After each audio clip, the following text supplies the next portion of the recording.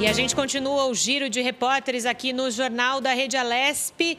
Outra repórter trazendo as últimas informações aqui do Palácio 9 de Julho, não é, Tayana? É isso mesmo. A gente conversa agora com a repórter Priscila Silvério. Seja muito bem-vinda, Priscila. Quais as informações que você tem pra gente hoje? Boa tarde, Julie. Boa tarde, Tayana. Boa tarde a todos que acompanham a programação da Rede Alesp, né, o Jornal da Rede Alesp. Eu só queria lembrar que a partir das 2h30 da tarde, em uma sessão virtual, deve acontecer a votação, então, da LDO 2021. E essa é uma lei 307 de 2020, né?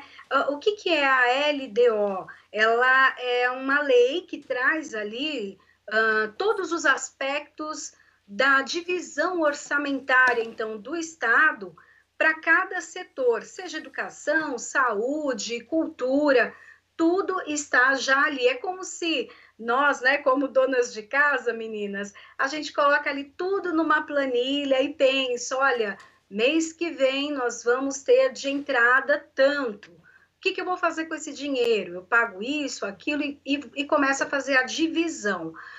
No governo, eles têm ali uma projeção e esse valor, então, ele já é dividido para o ano, então, para o ano seguinte. Por isso que vai se votar, então, o orçamento de 2021.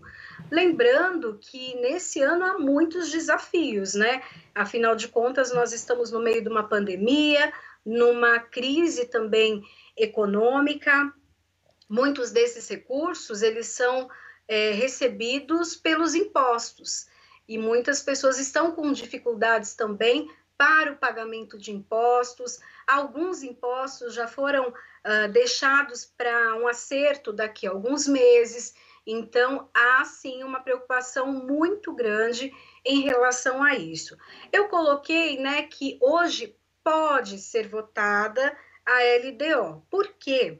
Os deputados, eles vão discutir sobre isso, né? Não é algo que se chega e rapidamente já se aprova ou reprova. Normalmente, a LDO, ela demanda uma discussão muito grande pelos parlamentares, porque os parlamentares, eles avaliam a documentação, avaliam tudo que foi enviado para a Assembleia, e vem se realmente todos esses gastos e a quantidade desses gastos tem o destino correto, se essas áreas necessitam disso.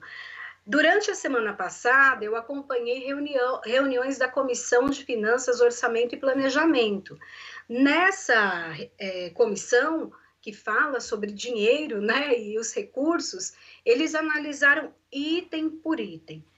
A deputada Damaris Moura fez um relatório, né, sobre esse projeto de lei, mas também tiveram 2 relatórios apresentados também, do deputado Ricardo Melão e do deputado Paulo Fiorilo. Inclusive, do deputado Ricardo Melão, ele fala um pouquinho, eu até estou abrindo aqui, dentro do projeto, que fala sobre as universidades. Diz assim no artigo 5º, os valores dos orçamentos das universidades federais, né, serão fechados proporcionalmente ao orçamento do Estado 2021, devendo às liberações mensais dos recursos do Tesouro respeitar o percentual global de 9,57% da arrecadação do ICMS, que é o Imposto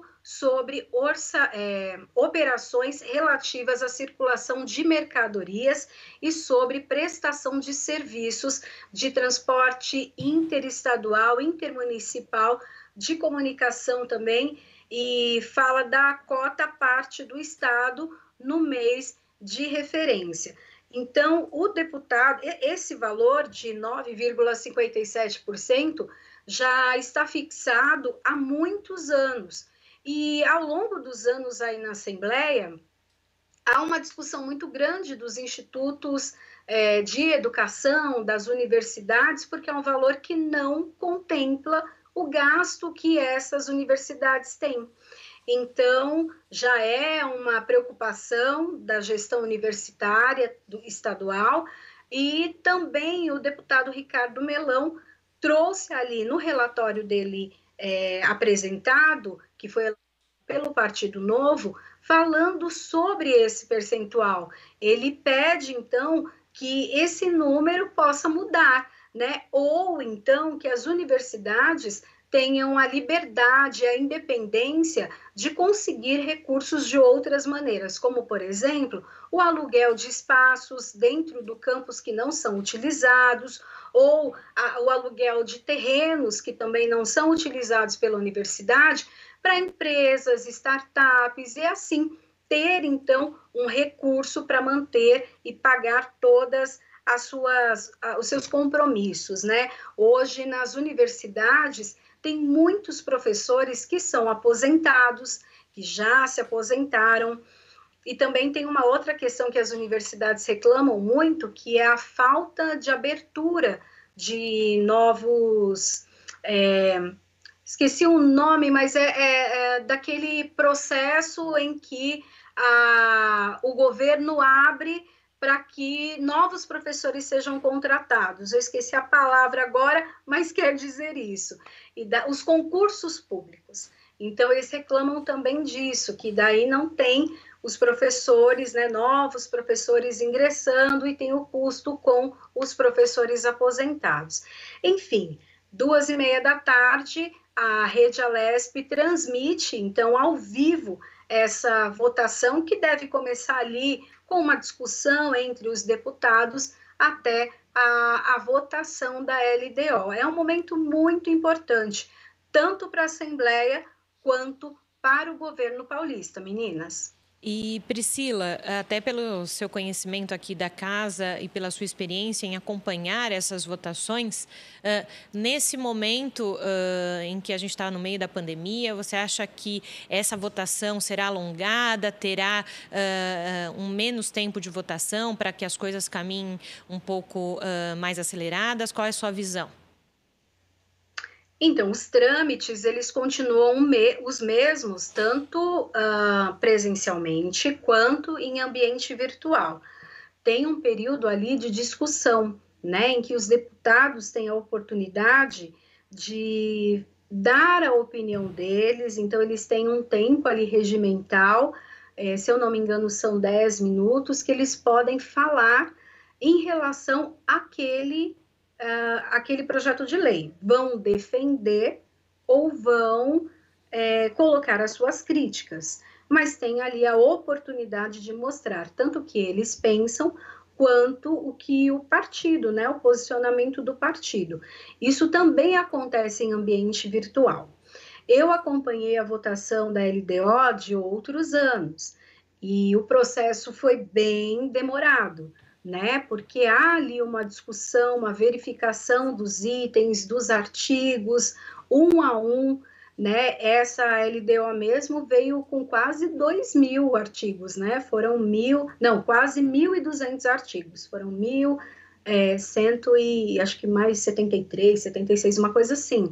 Então, são muitos itens para discussão. Alguns itens são de fácil absorção, de aprovação de todos os lados, né, de todos os partidos. Porém, existem outros itens que são mais polêmicos, e aí levam, sim, mais tempo para uma decisão.